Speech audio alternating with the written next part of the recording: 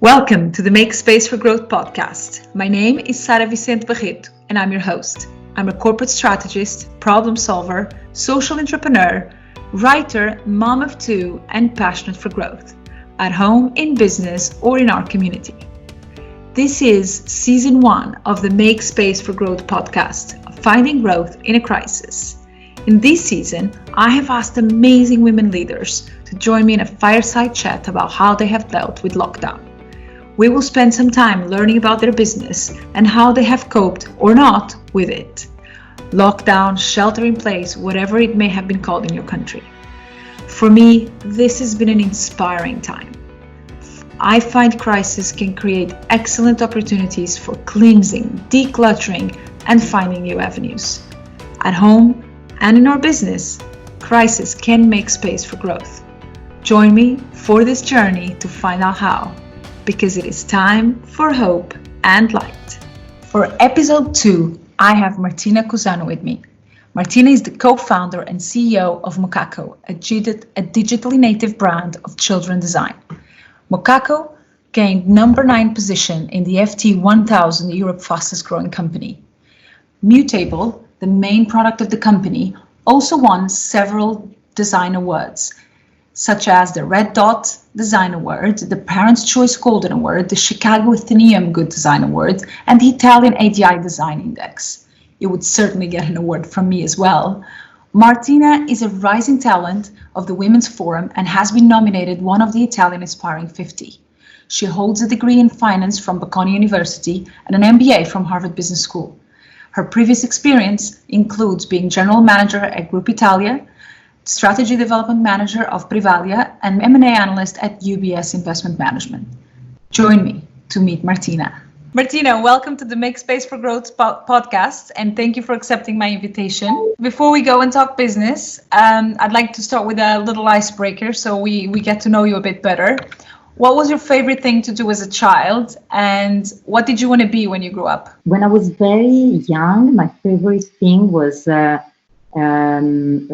was a game in the 80s which was called the Fashion Wheel. That was my favorite game. So it was about fashion, about making dresses for dolls and drawing dresses. And then a bit later on, when I was around 10 or 12, I started to love reading through design magazines, and that's when I really decided I wanted to be a designer. Martina, I've given a little bit of your intro to the audience, but can you give us a little bit of background on your business, which I'm a big fan, and how you've created it, how come you come to create it, and where are you today? I started this company, which is called Mukako, in 2015. When it started, it was an e-commerce for baby products, and in the last 5 years, it actually grew to be a digitally native brand for design products for children. We kind of had a pivoting in between from an e-commerce with many products to selling our own brand of design products online, exclusively online, so direct to consumer. In these 5 years, we grew the company from zero to being this year the 9th fastest growing company in Europe. We also won many design awards. So yeah, basically that's it. The main product we sell, it's a product line called Mutable, and it's a kids play table that is very evolutive, multifunctional. It has many different layers on it on which you can keep changing games, and it grows with your child. Yeah, it was definitely one of those products I wish I had in my house for quarantine. My husband tells me I'm too late to get it now, but I'm not quite sure yet. It's for those that haven't seen it. We're gonna put the link on the show notes so that you can see, because it's like a never-ending activity, just write what you needed. So Martina, let's talk a little bit what happened with COVID. I mean, you're in Italy, and that's certainly one of the countries that people had on their news every night when things started getting ugly in Europe, and you were definitely caught in the middle of all this. Yes. So to start with, what measures did you take in your business? What happens to your team? when the lockdown started? And then let's talk a little bit about suppliers as well. So the lockdown process was actually a very long process in Italy because everything started way before that. In other countries, we had no comparables to match. So it took actually us, I think, over 3 weeks to actually go in full lockdown. When it all started, when the first cases came out in Italy, I was actually on vacation in Cuba, which was probably the worst place I could be because of the very limited Wi-Fi connection you get over there. So I got the first messages from my business partner. Luckily, I have a business partner who takes care of things while I'm away. The very rare occasions I'm away. And she messaged me. I left on a Thursday. On a Friday, we had the first few cases.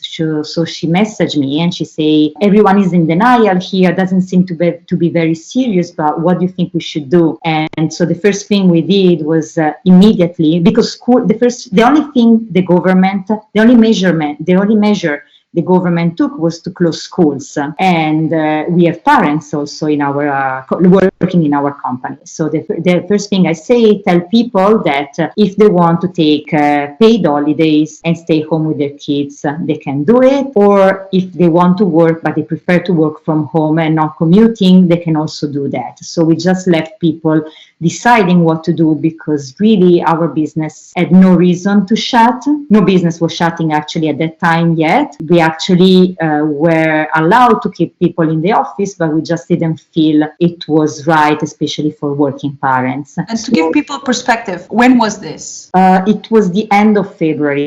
I think I left the 22nd of February and the first case was on the 23rd, which was on a Friday. And since the Monday, schools closed, but that was the only measure. So that's when we decided to let the people this option. And that kept going for 2 weeks. The entire country was basically just in denial, was just schools closed, not even nationwide. Schools were closed only in Milan and in our region. In the rest of Italy, everything was as normal. So people were actually going from Milan on ski vacation or visiting other parts of the family in other regions of Italy. And that's when really the disease is starting to spread widely. So we try to be conservative. And then 2 weeks later, what happened is that there was the first announcement that we were going to start a first version of lockdown by which people were requested to stay home and they could go out only for basically 2 reasons and with a certificate stating that they were going out either for work or for like basic shopping like grocery, pharmacies, electronics, basic stuff that were still allowed open. At that time, again, as a business, we could keep running, but at that time we just decided to close the office and to have everyone in the company doing smart working from home. In Italy, we say smart working. I don't know the correct version in English, so sorry about that. It's kind of smart, right? I know, and English people don't understand when I say smart working, work from home. But like in Italy, we call it in English, but in the wrong way. So yes, we get people working from home basically from the beginning. And then from that week, it actually started to be crazy because every 2 days we had stricter and stricter rules. And we didn't even know exactly if we could keep going with our business because all shops were closed and basically and also productive activities at some point closed. I think Italy and Spain are the only 2 countries that close all production. The only business that could stay open were grocery, pharmacies, and online businesses. So let's make it a stop to just give perspective of where do you usually sell, right? And where do you usually source your goods from? Because that will help us also understand what you have to do. We do sell only online, at least here in Europe and in the US. We have few stores, but in Asia, not direct stores. Like we have distributors that sell to store in smaller Asian countries. So our main business is through online. So that's why we could keep operating. You could still sell? Yes. Could you still buy? We didn't need to buy. We had enough stock.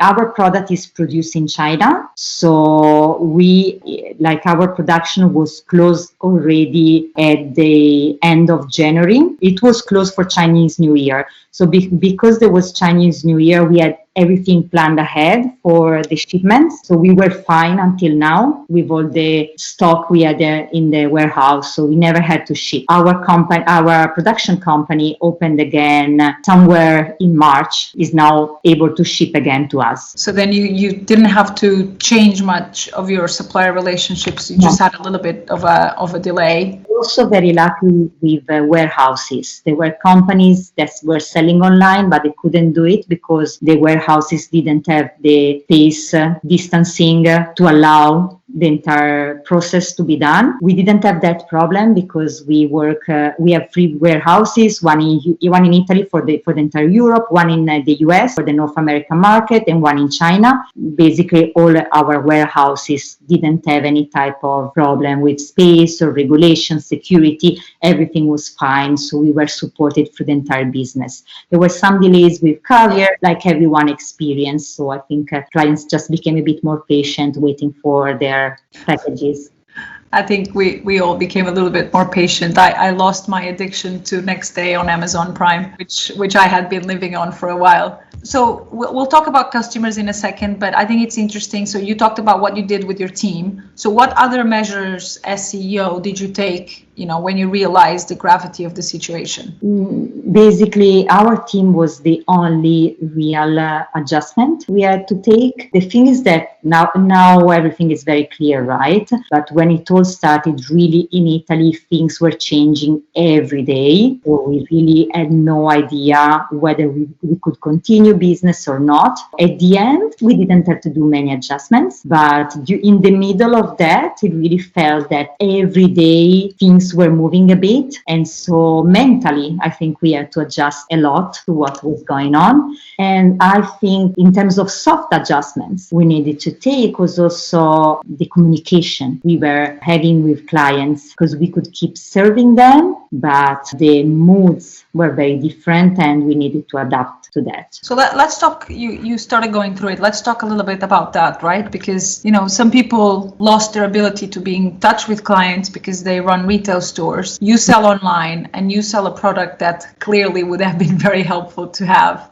In this period to entertain children at home. How did you change but there's also, as you said, the negative side of this mental aspect of what's going on, right? How did you find new ways? How did you adjust your message? What did it change in your approach with clients? Many things, and they really changed day by day, because in some ways we were lucky because we were in Italy and we were selling in 40 countries. So being the first one, we could we didn't really make mistakes, but we could test the mood in Italy, and we already knew that in some ways it was going to adapt in the other countries by the time they were going to get in lockdown, basically. First thing we did was commercial. We just were not sure. We actually had a peak in sales, but we weren't sure. I mean, when this thing hit us, every business was like doing very bad.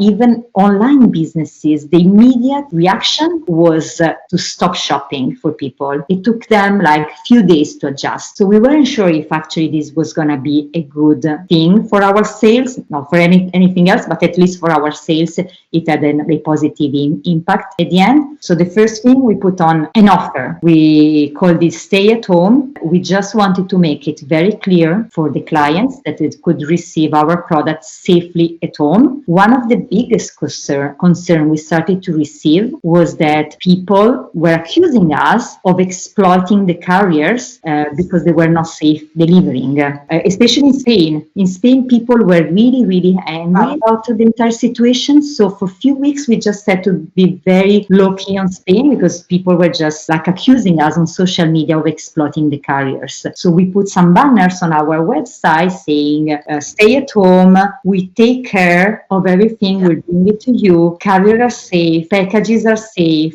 say thank you to the carriers, but don't stay close to them. So we really need to educate people to what that meant, and we were very easy with that because we had adjusted to it in Italy as well, so we knew other countries needed their time for adjusting to what was going on. Having the right communication was key. The other thing we did was on social media. We really, in many ways, COVID was really an opportunity. After the first few weeks, we were just focused on the commercial part. But when we had that right, we realized like the amount of requests we were getting through social media were like huge, but much bigger in proportion than the revenues we were increasing, because people were staying home and they had more time to talk to you. And that actually, if you think about it, it's a huge opportunity, not just for us. I mean, we just had the good chance that having people working, we could notice that earlier than others. But I think for any brand, even more the brands that had their activities closed, the opportunity of talking to clients, it was unique, because normally you don't have clients that are there and have the time to talk to you. And want to talk to you. They want to talk to you. They want to actually time to talk they to you. want to hear from you. Exactly. On our social media, we try to be a curator of content for kids staying at home, activities. At the beginning, we were just pulling other contents we were finding online, and we were curating it. And after a few weeks, we actually perfected that, and we started creating our content because we noticed that people at the beginning, they were just trying to fill a routine for their kids. But after a few weeks, parents were kind of getting tired of filling a routine, a schedule every day for their kids to be busy. So we try to think of activities that did not involve at all parents, and they were more working on the creative sides for kids. So no paper, no painting, nothing at all, just thinking. Our line, which is still going on now, it's about aesthetic education. So we created videos, we gave like very simple instructions for kids to do activities to basically spark their creativity. Have been a huge success. Yeah, that's something we never thought before, and I think it was really, really appreciated. But it's really interesting because you started by, first just kind of delivering on, you can have the product, to then engaging on, here's all the activities you can do, probably still very related, and then to move on to actually let's give parents a break and do something that entertains the kids.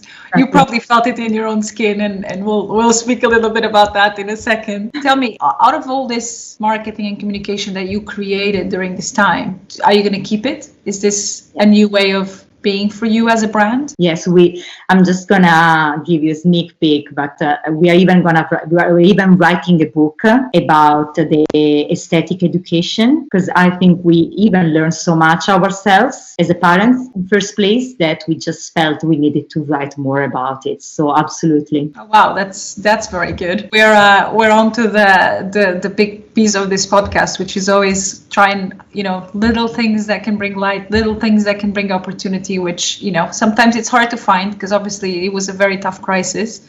We're still kind of in the middle of it, or just having a little bit of a break from it. But, that's very impressive. So, Martina, you told me earlier as we were chatting before going live that Italy is now virtually open. So What changed back?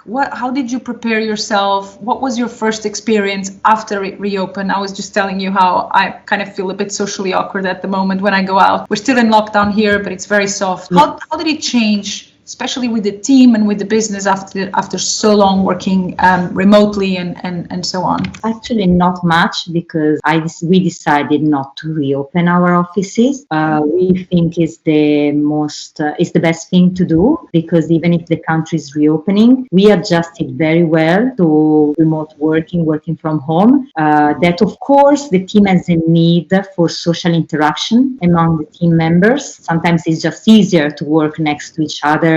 But we just felt that it's kind of, because we can actually, not every company has the luxury to be able to do everything they can remotely. Because we can, I think it's just the best thing to do for the community, because we will have fewer people commuting and moving around. And I think it's the best thing for our employees to just stay home. Some of them relocated to their parents' house in other houses in other parts of the country. And because we are not out of it yet, we are not sure of what is going to happen, we decided that at least until September, we are not going to reopen our offices. So we adjusted to the previous situation and we're sticking to it. So how big, to give perspective to people, how big is your team at the moment? Our team is about 23 people in Milan. Everyone is in Milan, a team that is employed directly by us. Then, of course, we have the warehouses where there are teams which are external to our company. We have a production team which is in China. We have a Chinese team for the Chinese market that is also in China. So all these entities are outside of our companies and they're suppliers for me. So I don't control exactly what they do with their teams. So I'm just talking about what we decided to do with the people we employ directly. So you said you adjusted really well. And the question I sometimes have for people is, will you ever go back to the office? Obviously, there's the culture aspect, which I think is ultra important, especially as the organization grows. What have you learned that you want to keep from this experience and that you say, you know what, we are never going to do this again the same way? Can you share some of your thoughts on it? To be honest, the reason why we adapted so well is because we are a startup. So for us, adapting is just our own nature. I don't think we want to do anything different. We just want to keep doing that, adapting to the situation and changing, seeing the opportunity even in the difficult situation that we see. I think as we grew a bit bigger, I realized my team wasn't so ready. I mean, I'm the entrepreneur, so for me, it's really my own mindset to be so adaptable.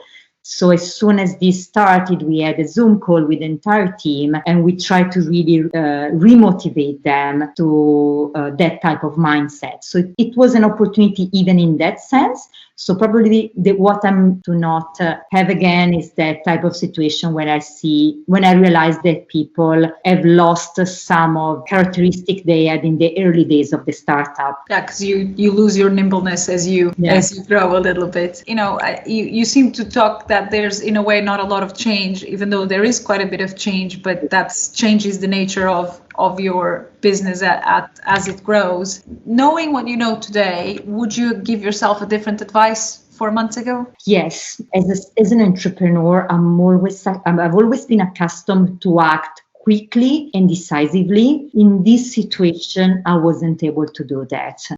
It was really very unclear what was going to happen. So we were very conservative on everything we did at the beginning. And I think we might have just done better by being more decisive. Okay. Well, I think it's very hard to decide in the absolute gray as we had. Much easier in hindsight, of course. Exactly. Martina, I do want to go and talk a little bit about how it changed in your home, because I'm imagining there's also quite a bit of change there. But I think, and we talked before we've gone live, you didn't have to adjust much on your business as it is, but as you grow and as you were launching this other super cool product that I want you to talk about, you actually faced some challenges that are not so good and that you've had to adapt again. Can you just share a little bit about?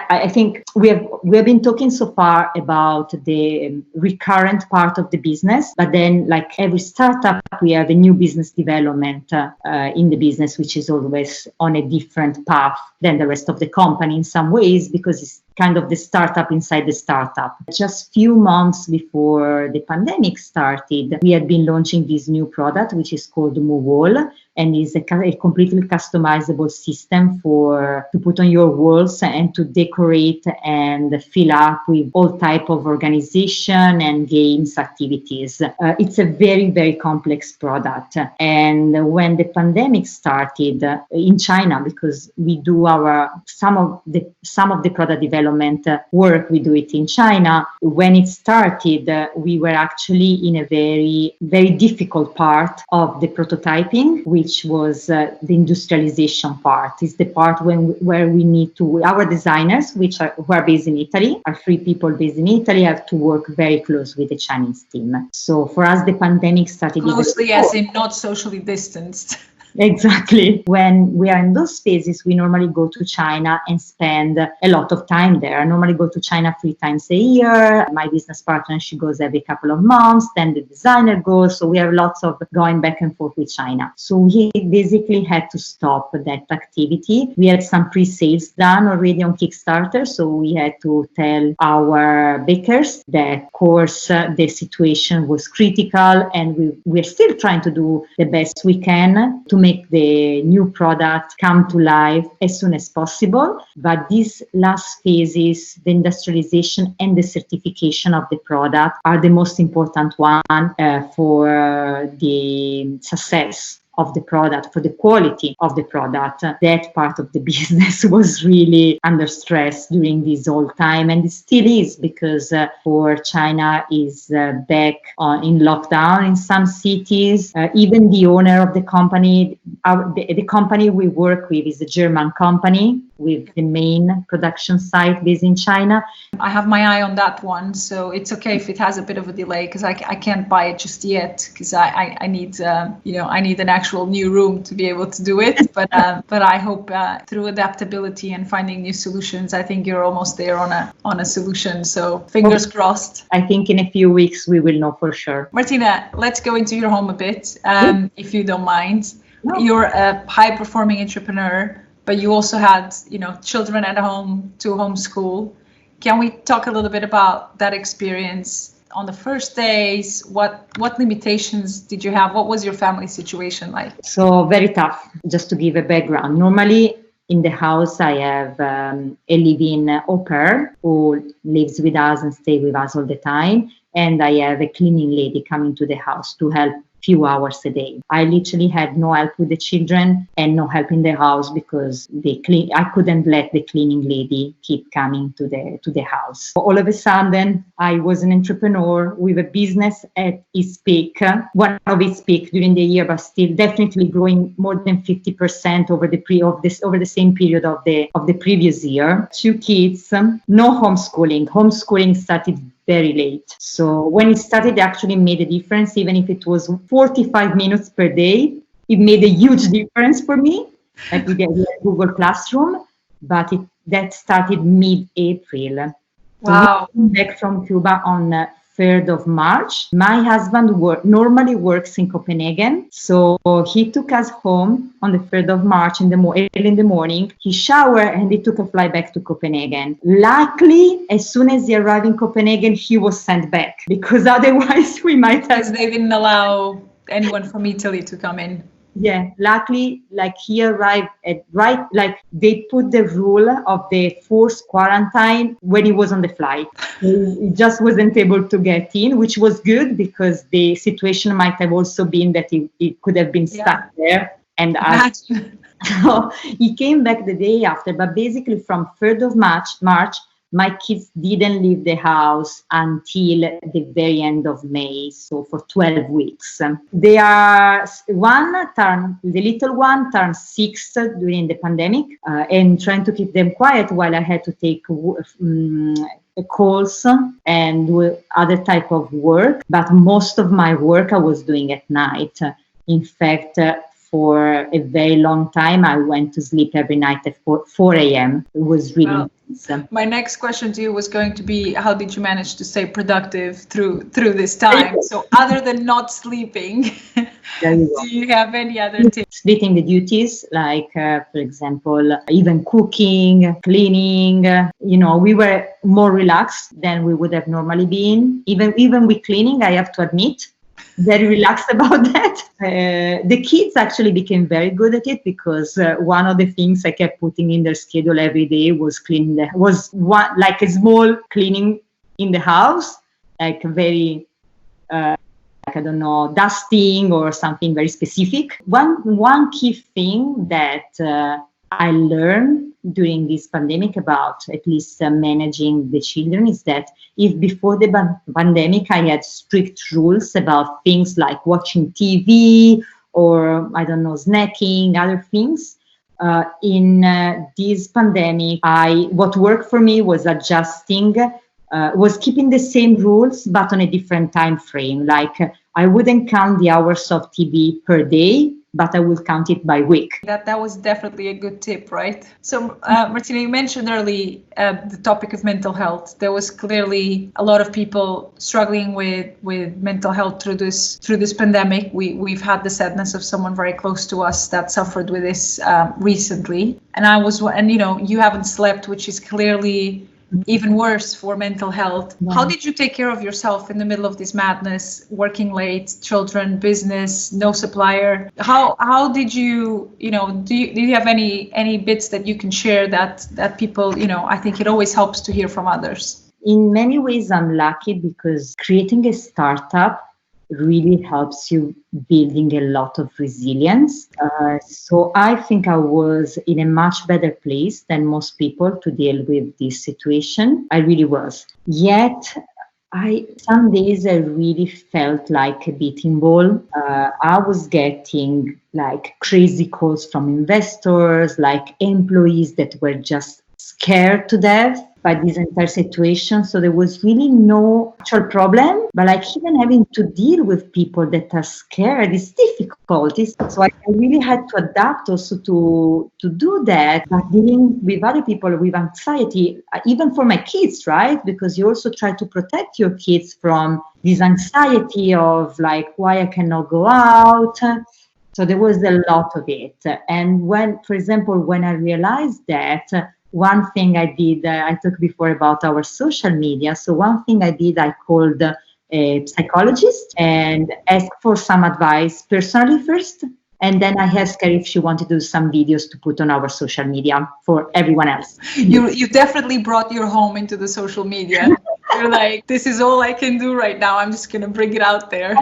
When people ask me why did you create this company, they always assume that I created because I was a mom and I felt the need, which is true. But I'm also a business person, like finance background, an MBA. So for me, everything that was driving me was the numbers. So I'm always like, yes, I felt the need, but it's not because I have the need that there is an actual need for a product out. This situation was actually an exception. I think that we were all feeling very much the same things. Yeah. So if I was feeling, my clients were feeling it too. Absolutely. I mean, I remember that in the first 2 days, I think I joined this Facebook group in the UK that was kind of family lockdown and tips. And within, I want to say 2 hours, it had over 10,000 people, and it had just been created, and you couldn't keep up with the posts anymore. I was like, I was just reading something, it's just gone. It blew out of proportion, but it's because people were so, I think people went through all the phases, as you said. They're like, oh my God, we're going to homeschool and we're going to do this routine. And then they're like, I'm done with it. What can I do to teach my kids about life? And so I think, you brought it to life, but it was definitely what people had. Yeah. So if you could pick one, what was the biggest challenge of this lockdown? It was managing everything. It was just like too many balls to manage. And being a good mom, to be honest, because I feel that when I'm mostly when I'm tired, when I'm stressed, but mostly when I'm tired, my patience really goes away in a second. And so, yeah, that was the biggest challenge. Absolutely. Martina, this is still a podcast about growth, and I think we've talked a lot about of good things in the business. What about at home? Did you find any new thing that you've started doing as a family? Any opportunity that you found in being stuck with the children? I think for me personally, being stuck at home, you really, even if I didn't have much time, but in some ways it gave me time to rethink about some of my priorities, and so I think I kind of changed in many ways my, let's say, medium-term plan. I think I cannot act on some of the changes I would like to do. I would like to bring in my life, in my family life right now, because we are still in a very difficult situation. But for the medium term, I hope I'm going to be able to act on it. The opportunity there is really that. I think that's true for many people in many different ways, right? When you go through something like that, it's kind of that life of death in some ways, that you rethink through about everything that is important to you. And if there are things that you have keep postponing and you think when this happens, you really think it's about time to make it your own priority. Yeah, absolutely. Martina, let's end this on a light note. So this is the lightning round, the questions that I didn't share with you in advance. And you just have to shoot a short answer, a short word that comes to mind, and not worry too much about it. Lockdown book. It's an Italian book, but it's been translated in English, and it's also an HBO series. The Brilliant Friend, I think is the name in English, by Elena Ferrante. Super recommended. Oh, my mom is a fan. Lockdown sport. I did some yoga. It's good. It helps. Yeah. Lockdown technology. My iPhone, because I had to do so many things in the house, even moving around kids, I started to work way more on iPhone, on mobile, than on desktop. Lockdown lesson. Adaptability. And if you had one word to describe this lockdown, what would that be? Tiring. That's very authentic. Martina, this has been great to have a chat with you and hear about your business and your family today. Thank you so much for being with us. Thank you. And I look forward for new product, a great stop to this crisis. We are all looking forward for that.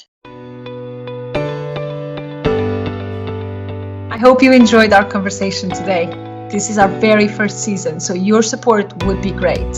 Please rate us and leave us a review on your favorite podcast app. You can read more at makespaceforgrowth.com and join our community to access our free Facebook group, Make Space for Growth. Please share your thoughts, questions, concerns, ideas on Twitter, Facebook, or Instagram. I will add all those links to the show notes. It has been a pleasure to bring this fireside chat to you.